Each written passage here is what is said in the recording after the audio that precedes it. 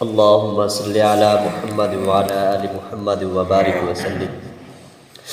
اعوذ باللہ من الشیطان الرجیم. بسم اللہ الرحمن الرحیم. فیتعلمون منہما ما یفرقون به بین المرء وزوجہ. صدق اللہ العظیم. جادو کے ذریعے وہ میاں بیوی کے درمیان فرق پیدا کر دیتے تھے. تو جس پہ جادو کا اثر ہو جائے، جس پہ جادو ہو جائے یا جنات کا اثر ہو، تو اس کا علاج کیا ہے، اس پر کیا پڑھا جائے اور ایسا کون سا عمل کیا جائے جس سے اس کو شفا مل جائے. تو جادو کی 3 قسمیں قرآن نے بیان کی ہے. ایک ساحر اعین الناس کے لوگ نظروں پہ جادو کر دیتے ہیں، جس کو ہم نظر بندی کہتے ہیں. نمبر 2 یخیل الیہ من سحرہم انہا تسعی. لوگ جادو کے ذریعے ذہنوں کو خراب کر دیتے ہیں، خیالوں پہ قبضہ کر لیتے ہیں، ان کو قابو میں کر لیتے ہیں، جس سے انسان کو عجیب عجیب چیزیں نظر آتی ہیں. تیسری قسم حدیث میں یہی ہے کہ حضرت عبداللہ بن سلام نے فرمایا کہ اگر حضور صلی اللہ علیہ وسلم نے مجھے یہ دعا نہ سکھائی ہوتی، یہ چند کلمات نہ سکھائے ہوتے، تو جو یہودیوں اور عیسائیوں کے جادوگر ہیں مجھے گدھا بنا دیتے. تو جادو کی یہ 3 قسمیں ہیں جو قرآن و حدیث سے ثابت ہوتی ہیں. البتہ جو آخری قسم ہے کہ انسان سے گدھا بن جانا، ان میں اختلاف ہے. بعض حضرات کہتے ہیں کہ جادو میں اتنی طاقت اور زور نہیں ہوتا کہ جنس کو ہی تبدیل کر دیا جائے، انسان سے جانور بن جائے یا جانور سے انسان بن جائے یا پتھر سے کوئی اور چیز بن جائے. جادو کے اندر اتنی طاقت نہیں ہوتی. اور وہ دلیل یہ دیتے ہیں کہ جیسے موسیٰ علیہ السلام کے سامنے جادوگروں نے رسیاں پھینکی اور قرآن نے ان کو کہا یخیل الیہ من سحرہم انہا تسعی، کہ ان کو خیالوں میں ایسے لگ رہا تھا کہ یہ سانپ ہے، حقیقت میں وہ سانپ نہیں بنی تھی رسیاں. تو اس جادو کے بارے میں قرآن نے کہا ہے وَجَاءُوا بِسِحْرٍ عَظِيمٍ، کہ انہوں نے بہت بڑا جادو کیا تھا. جب اتنا بہت بڑا، جادوگر بھی بہت بڑے تھے اور بہت بڑا جادو کیا تھا جس کو قرآن کہہ رہا ہے بہت بڑا جادو ہے، تو اس بہت بڑے جادو سے بھی رسیاں سانپ نہیں بنی، صرف لوگوں کے ذہنوں خیالوں میں ایسے معلوم ہو رہا تھا کہ یہ سانپ ہے. وہ ویسے رسیاں پڑی تھی، وہ سانپ یعنی وہ حقیقت میں سانپ نہیں بن گئی تھی. تو جب اتنے بڑے جادو سے حقیقت میں وہ رسیاں سانپ نہیں بن سکی، تو انسان سے آدمی جانور کیسے بن سکتا ہے جادو کے ذریعے؟ تو جو کہتے ہیں نہیں بن سکتے ہیں، ان کی دلیل یہی حضرت عبداللہ بن سلام والی جو حدیث ہے یہی ہے کہ وہ فرماتے ہیں کہ عیسائیوں اور یہودیوں کے جو جادوگر تھے، اگر حضور صلی اللہ علیہ وسلم کی بتائی ہوئی دعا میں نہ پڑھتا رہتا تو مجھے جانور گدھا بنا دیتے، حمار بنا دیتے. تو اس کا جواب وہ یہی دیتے ہیں کہ اس کا مطلب ہے کہ ہمیں لوگوں کو ایسے معلوم ہوتا کہ یہ جانور جا رہا ہے، گدھا جا رہا ہے، حقیقت میں وہ انسان ہی رہتے. یا اس کا مطلب یہ ہے کہ ان کی حرکتیں ایسی ہو جاتی ہیں، ان کے دماغ پہ ایسے جادو کے ذریعے اثر پڑتا تو ان کا دماغ صحیح نہ ہو رہتا اور وہ جانوروں والی حرکت کرتے. جیسے بچے کرتے ہیں تو ہم کہتے ہیں وہ جانور، وہ گدھے، ان کو ایسے غصے میں کہہ رہے ہوتے ہیں ان کی حرکتوں کی وجہ سے. تو جب ان کا ذہن پہ جادو کا اثر ہوتا تو ان کا ذہن سلامت نہ رہتا اور وہ ایسی حرکتیں کرتے. اس وجہ سے انہوں نے کہا کہ لوگ مجھے حمار اور گدھا بنا دیتے. مشاہدے کے طور پہ بھی ایسے معلوم ہوتا ہے کہ جادو کے ذریعے سے جنس تبدیل نہیں ہوتی، کسی شے کی حقیقت تبدیل نہیں ہوتی. کیونکہ آج تک ہم نے نہیں سنا کہ فلاں ملک میں یا فلاں علاقے میں جادو کے ذریعے ایک جادوگر نے انسان کو گدھا بنا دیا، جانور بنا دیا. ہم نے یہ نہیں سنا.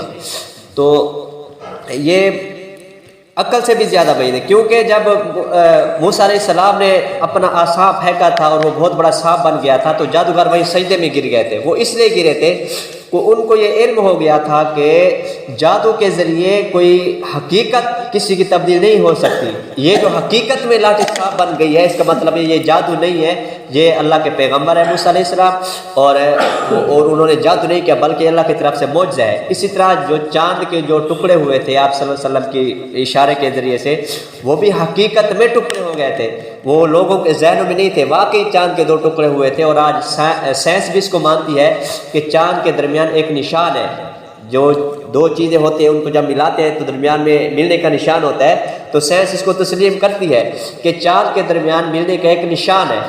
تو چاند کے بھی حقیقت میں 2 ٹکڑے ہو گئے تھے اور موسیٰ علیہ السلام کے پاس جو عصا تھا وہ حقیقت میں سانپ بن گیا تھا. اس وجہ سے جادوگر سجدے میں گر گئے تھے کہ یہ جادو نہیں ہے، کیونکہ جادو کے ذریعے کسی چیز کو حقیقت میں تبدیل نہیں کیا جا سکتا۔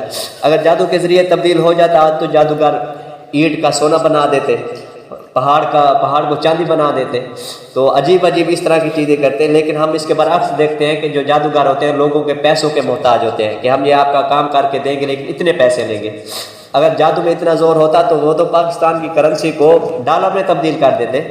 تو زیادہ مضبوط ان کے دلائل ہیں جو کہتے ہیں کہ حقیقت تبدیل نہیں ہو سکتی۔ بہرحال تو جن پہ جادو کا اثر ہو جائے یا جنات کا اثر ہو تو علماء نے کچھ ان کے عملیات لکھے ہیں، کچھ وظیفے لکھے، اگر آدمی وہ ان کو اختیار کرے تو شفا مل جاتی ہے۔ کسی عامل کے پاس جانے کی ضرورت نہیں ہے، کسی مولوی کے پاس جانے کی ضرورت نہیں ہے، بس وہ آدمی وہ خود عمل کر لے، کیونکہ جادو میں اتنی طاقت ہوتی نہیں ہے۔ تو قرآن میں اور ان جو اللہ تعالیٰ نے ہمیں یہ روحانی چیز دی اس میں اتنی طاقت ہے کہ ان کے سامنے کوئی چیز بھی نہیں ٹھہر سکتی۔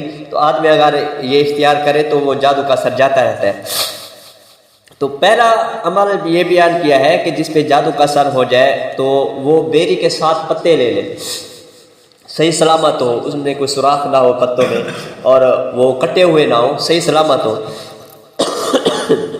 تو آدمی ان 7 پتوں کو لے کر ان میں یہ جو آیت ہے جہاں سے سورہ بقرہ کی آیت نمبر 102 مَتَّبَعُوا مَا تَتْلُو الشَّيَاطِينُ عَلَىٰ مُلْكِ سُلَيْمَانَ، جہاں سے جادو اور شیاطین کا ذکر شروع ہو رہا ہے، یہ پوری آیت پڑھے لَوْ كَانُوا يَعْلَمُونَ تک، ہر پتے پہ 3 بار پڑھے، ایک پتے پہ 3 بار پڑھ کے دم کرے، پھر بیر کے دوسرے پتے پہ 3 بار پڑھ کے دم کرے، ایسے 7 پتوں پہ یہ باوضو ہو کر 3 بار پڑھ کر دم کرتا جائے اور پھر ان 7 پتوں کو توڑ کر پانی میں ڈال دے، اور وہ پانی اتنا ہو کہ جو مریض ہے جس پہ جادو کا اثر ہے یا جنات کا اثر ہے وہ 7 دن تک پیتا رہے، اتنا پانی ہو۔ اگر بعد میں وہ کم ہو جائے پانی تو ان میں اور پانی بھی ڈال سکتے ہیں۔ تو ان بیری کی پتوں کو ان پہ یہ دم کر کے سورہ بقرہ کی آیت نمبر 102 3 بار، ہر پتے پہ 3 بار، یعنی 21 بار یہ ہو جائیں گی، دم کر کے اور ان کو توڑ کے اس پانی میں ڈال دیں، اور اس پانی کو اور مریض کو 7 دن تک پلاتے رہے۔ وہ پانی مریض کو بھی پلا سکتے ہیں اور گھروں کے اندر ان کو چھڑکاؤ بھی کر سکتے ہیں، چھینٹے بھی مار سکتے ہیں، اور دکانوں میں بھی اس کے چھینٹے مار سکتے ہیں۔ تو یہ عمل کرنے سے علماء نے لکھا ہے کہ اللہ تعالیٰ شفا عطا فرماتے ہیں اور جادو کا اثر چلا جاتا ہے، یا جنات کا جو اثر ہوتا ہے، سایہ ہوتا ہے، وہ بھی ختم ہو جاتا ہے۔ اسی طرح ایک دوسرا عمل ہے، مفتی حضرت مولانا مفتی حسن رحمۃ اللہ علیہ، انہوں نے ان کا لکھا ہوا ہے کہ وہ کہتے ہیں، بیان کرتے ہیں کہ جن پہ جادو کا اثر ہو یا جنات کا اثر ہو